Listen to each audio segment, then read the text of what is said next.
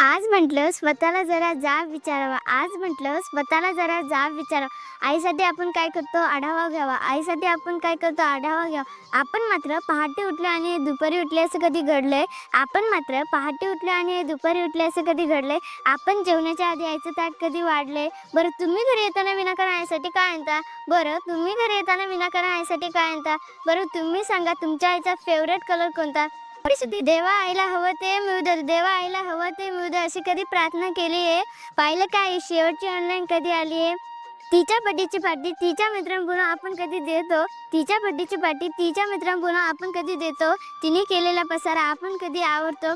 तरीही बाळाला कोणी काही बोललं की तिचं मन येतं भरून. तरीही बाळाला कोणी काय बोललं की तिचं मन येतं भरून. आपण मात्र बोलताना शिव्या आईवरून.